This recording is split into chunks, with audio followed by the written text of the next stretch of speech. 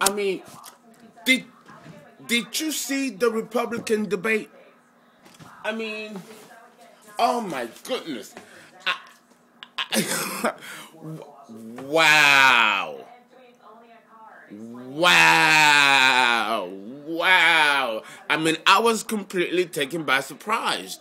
I mean, the amount of it was a performance. You know, the late actress Betty Davis could not have said it best. Uh, a performance.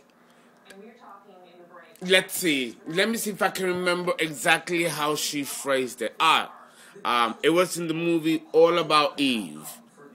A playwright doesn't make a performance, and a performance doesn't just happen. Well, this is what can really, quote and unquote, this is what we can label this Republican debate. Now, I have a couple of issues about this debate. For example, why did they air it on Saturday evening? Why did they do that? You know, that to me was contrived because normally these debates are done on the weeknights on prime time. But I was very surprised to have seen it play out on Saturday evening at 9 o'clock, from 9 to 11. And you know what that told me? America didn't want people to see this debate. America didn't want people to see this debate, especially the young people who on a Saturday night are out and about.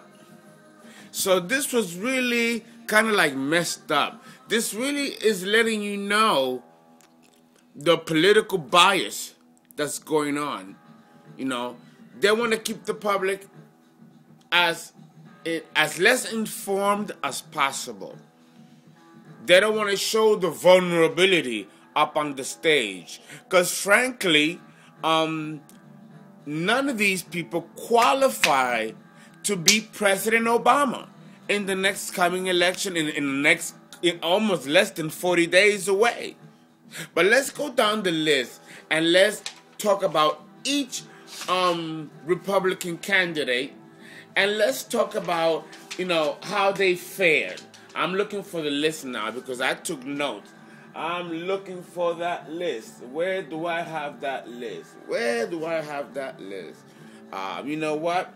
Where is that list? Lord, I could not wait until Monday morning to let you know how all of this fared. Here we go. Here we go. Here we go. If one thing we can all agree on about this Republican debate, here we go, was that it was totally a circus act. Let's go with what do I have written here? Let's go with fidelity, morality, and virtue. All of them were full of it. All of them were full of it, saying that many of them will adhere to traditional American values and standards. Okay, they won't cheat on their spouses, is what was discussed that evening. They, of course, others had philosophies, that stated that okay, if you're gonna cheat on your spouse, you're gonna cheat on your business partner, you're gonna cheat on whatever or whomever. I believe that was Nick Perry, the governor of Texas, who said this.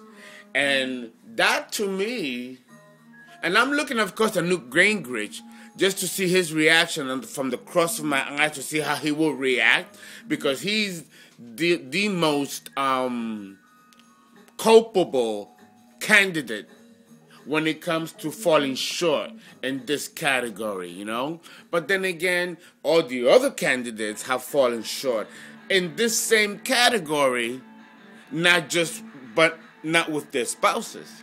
Let's hope, But they certainly have. And you see them there talking with high moral ground, like if they don't have a single stain underneath their veils. That was very interesting to see. And you know what? And everybody avoided Newt Gingrich, who was the pink elephant in the room, concerning this category, And Diane Sawyer, and the other journalist that was with her were most gracious. They were most gracious because they did not really press the issue. But then when it came to talking about immigration, oh my goodness, Mitt Romney if this was France, we would all be woo, woo, woo, woo, woo. Put the man in the guillotine. Put the man in the guillotine, because I think the more he tried to justify what his policies would be when it comes to immigration, particularly the new laws that are going on in Arizona and the Midwestern states, or in Alabama, he completely was gung-ho about making a total reform, but drastically, but at the same time, it didn't seem believable what his policies for immigrations were. To be honest, Nick Perry, governor of Texas, had more of a sound proposal, not about dealing with the subject of immigration per se, but what to do after the major cleanup, because that's really what they were all alluding to, inferring to. Okay, the big emigration, not immigration, but emigration. Get them out. They're all on the bandwagon for this. Just that Nick Romney is more in your face about it, and kind of don't give a hoot about how it disrupts personal lives, how it infringes upon their civil liberties and civil rights. Because, the Constitution says that the protection of every American is not just for every American, but for every foreigner that is in our soil. The Constitution extends to them as well. I remember that. This was high school. Okay, this was high school. So it's very interesting that they are not even including the common courtesy that the Constitution allows even for those of us that are non-Americans that are in our soil. Okay, the foreign policy. Oh boy, foreign policy. They all have very good ideas. They all have very good ideas in the sense as an academic exercise, what they had to say, But the real cat that was for real, and I felt it here. I felt it here. Was Newt Gingrich. I'm not very happy about Newt Gingrich, God knows, but you know what? He was honest about his infidelities. He didn't mention it, but he mentioned that he made mistakes and he had to go to God for a lot of his mistakes. And he was very honest. I like what he was saying about the Iranians, and I like what he was saying about what was happening in the Middle East.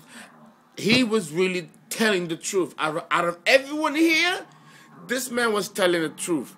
Regardless of what and who he is, he was telling the truth about that. Come on. I also like the believability of Ron Paul, the congressman from Texas. I liked his approach. And of course there was a lot of people rallying for him. He seemed believable. He comes from those Leave It to Beaver, Donna Reed values of the 50s that everybody held and still holds dear, as quiet as it's kept. And I think that was pretty. It was pretty.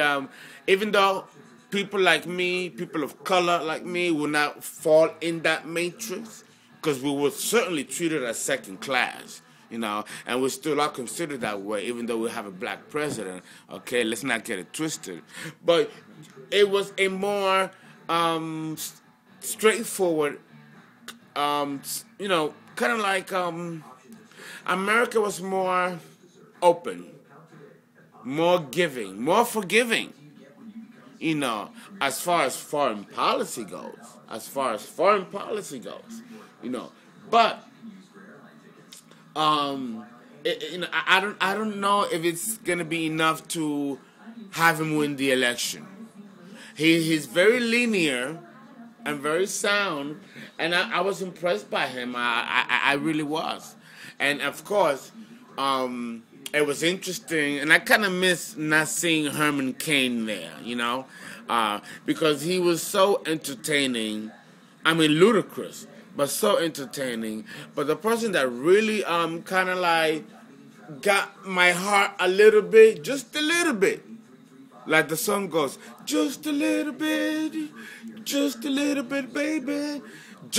bit, was Congresswoman Michelle Bachmann from Minnesota.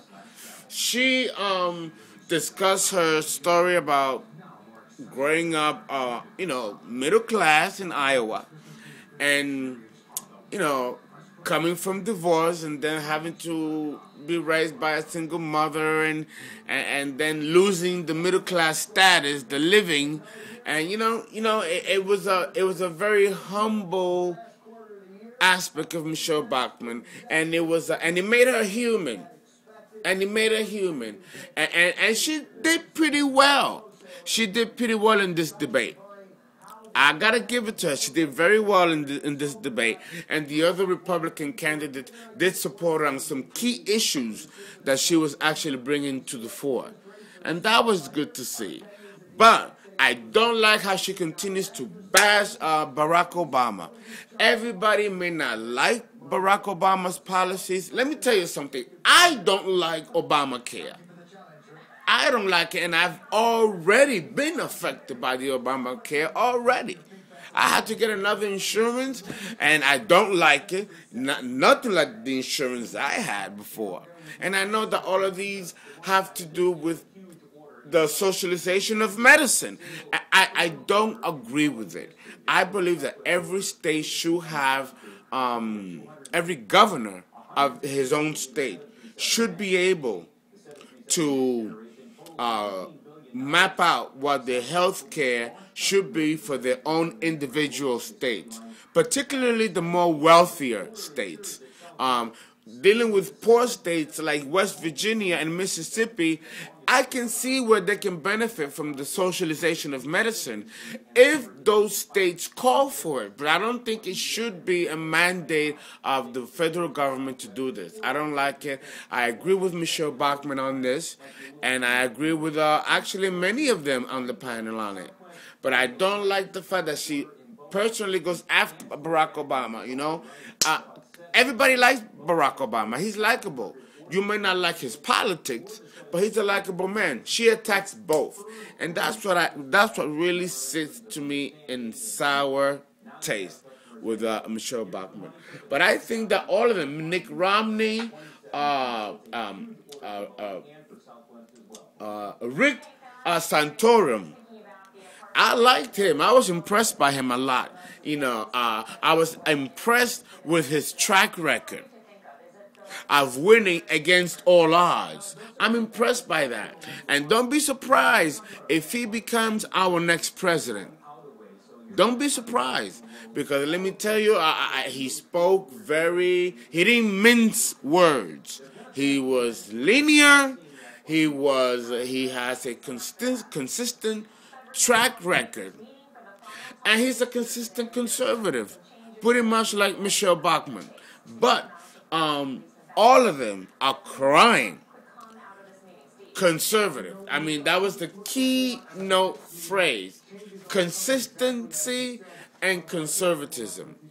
And it's true, because you need both to run good government, And you gotta have a little leeway to bob and weave, because you're dealing with a generation that needs molding.